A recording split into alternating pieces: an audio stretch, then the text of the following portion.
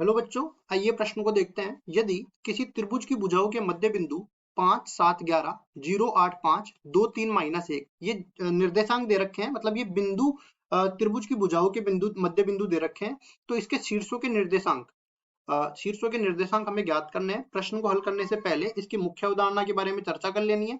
मुख्य अवधारणा, तो देखिए यहाँ पे मध्य बिंदु निकालने का हम लोग सूत्र पढ़ लेते हैं। जैसे मान लो कि दो हमें बिंदु दे रखे हैं इस तरीके से, ये ए बिंदु है, ये बी बिंदु है।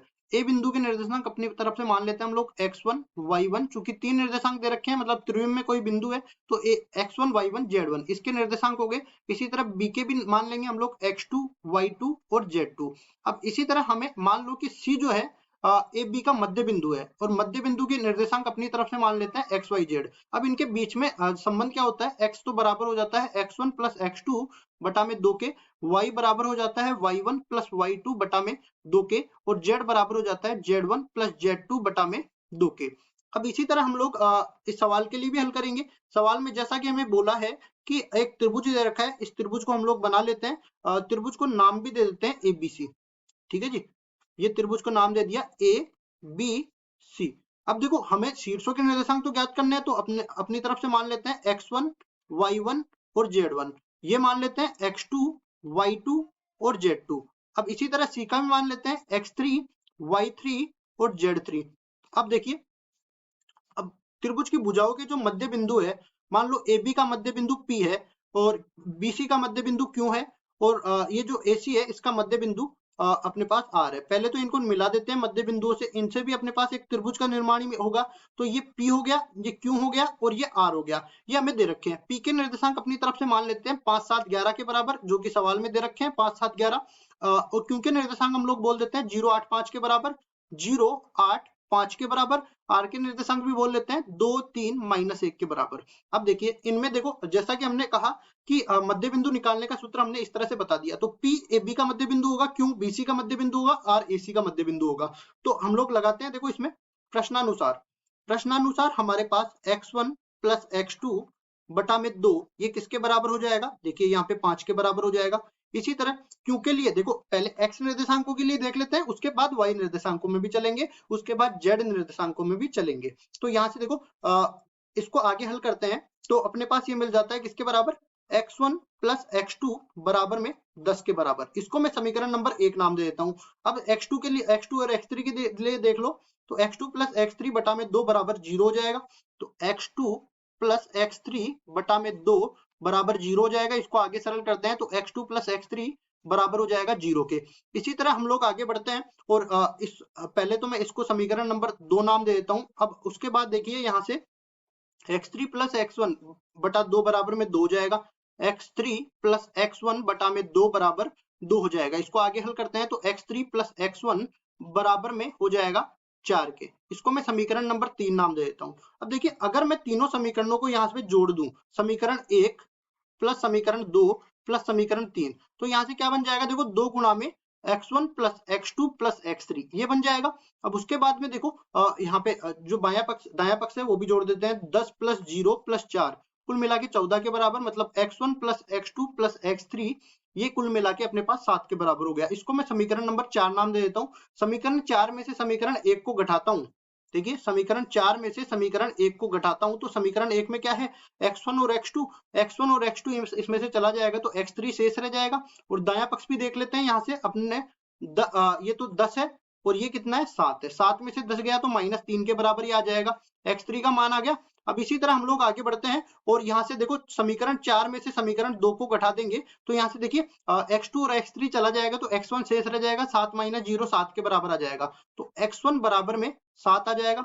इसी तरह हम लोग आगे बढ़ते हैं, और समीकरण 4 में से समीकरण 3 को घटा देते हैं, तो यहाँ से हम लोग देख सकते हैं x2 बच जाएगा, और ये किसके बराबर बचेगा, 7 - 4 3 के बराबर बचेगा, तो x2 का मान भी आ गया। अब हम लोग y1 y2 और y3 के लिए भी निकाल लेते हैं, तो यहाँ पे हम लोग देख सकते हैं, देखिए अब y के लिए निकालते हैं, तो यहाँ पे y1 प्लस y2 बटा में 2 बराबर 7 हो जाएगा। तो लिखते हैं यहाँ पे y1 प्लस y2 बटा में 2 बराबर 7 हो जाएगा। फिर आगे हम लोग देख लेते हैं, इसमें y2 प्लस y3 बटा में 2 बराबर 8 हो जाएगा, तो इसमें भी करेंगे y2 प्लस y3 बटा में 2 बराबर 8 हो जाएगा। अब y3 और y1 के लिए देख लेते हैं, y3 प्लस y1 बटा में 2 बराबर 3 हो जाएगा। तो इसको भी लिखते हैं हम लोग y3 प्लस y1 बटा में 2 बराबर 3 हो जाएगा। इसको आगे हल करते हैं तो ये बन जाएगा y1 प्लस y2 बराबर में 7, ये 2 रहे अपने पास, 7 दूनी 14 बन जाएगा।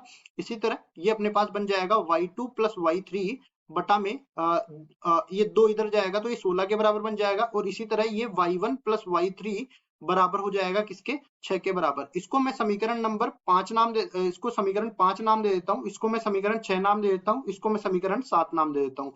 अब ठीक इसी तरह इसको भी हल करते हैं। तो देखिए पहले समीकरण 5 प्लस 6 प्लस 7 करते हैं, तो इससे क्या बनेगा अपने पास, 2 गुणा में y1 plus y2 plus y3, और ये टोटल मिला के किसके बराबर आ जाएगा, 14 और 16 30, 30 और 6 36 के बराबर। तो कुल मिला के अपने पास y1 plus y2 plus y3, इसका मान आ गया 18 के बराबर। इसको मैं समीकरण नंबर 8 नाम दे देता हूँ। तो कुल मिला के अपने पास देखिए समीकरण 8 में से समीकरण 5 को घटाता हूँ तो यहाँ से अपने पास क्या y3 शेष रह जाएगा और 18 में से 14 जाएगा तो ये 4 के बराबर बच जाएगा। इसी तरह समीकरण 8 में से मैं घटाता हूं समीकरण 6 को, तो यहां से हम देख सकते हैं समीकरण 6 में y1 नहीं है तो यहाँ पे y1 शेष रह जाएगा और 18 में से 16 जाएगा, 2 के बराबर आ जाएगा। इसी तरह समीकरण 8 में से समीकरण 7 को घटा देता हूं तो यहाँ से देखो y2 आ जाएगा और y2 18 माइनस 6 किसके बराबर आ जाएगा, 12 के बराबर आ जाएगा। आप यहाँ पे देख सकते हो y1 plus y3, y1 plus y3 करते हैं मतलब 2 और 4 करते हैं 6 के बराबर, और यहाँ पे y2 प्लस y3 मतलब y2 प्लस y3 4 और 12 करते हैं 16 के बराबर, और इसी तरह y1 प्लस y2 मतलब 2 और 12 करते हैं तो 14 के बराबर आ जाएगा। ठीक है, तो ये y3 का मान आ गया, ये y1 का मान आ गया और ये y2 का मान आ गया। इसी तरह z के लिए भी निकाल लेते हैं। तो देखो z के लिए हम लोग क्या करते हैं, यहाँ पे सबसे पहले z1 प्लस z2 बटा में 2 कर लेंगे, फिर z2 बटा प्लस z3 बटा में 2 कर लेंगे, फिर z3 प्लस z1 बटा में 2 कर लेंगे। अब देखो इनका मान हम लोग यहाँ से देख लेते हैं। देखिए ये तो अपने पास क्या क्या दे रखा है, 11 5 और -1, ये मान वहां पे लिख देंगे हम लोग 11 5 और -1, ये 11 के बराबर आ जाएगा, ये 5 के बराबर आ जाएगा, ये -1 के बराबर आ जाएगा। इसको आगे हल करते हैं तो z1 प्लस z2 बराबर हो जाएगा 22 के, और इसको आगे हल करते हैं तो z2 प्लस z3 बराबर हो जाएगा 10 के, और इसको आगे हम लोग हल करते हैं तो ये अपने पास बराबर हो जाएगा z3 प्लस z1 बराबर में -2। इसको मैं समीकरण नंबर 9 नाम दे देता हूँ, इसको मैं समीकरण नंबर 10 नाम दे देता हूँ, इसको मैं समीकरण नंबर 11 नाम दे देता हूँ। अब देखिए तीनों समीकरणों को हम लोग जोड़ेंगे, समीकरण नंबर 9, समीकरण नंबर 10, समीकरण नंबर 11, तो अपने पास बन जाएगा 2 गुणा में z1 plus z2 plus z3, और कुल मिला के अपने पास देखो 22 में से 2 गया 20, 20 और 10 30 के बराबर ये बन जाएगा।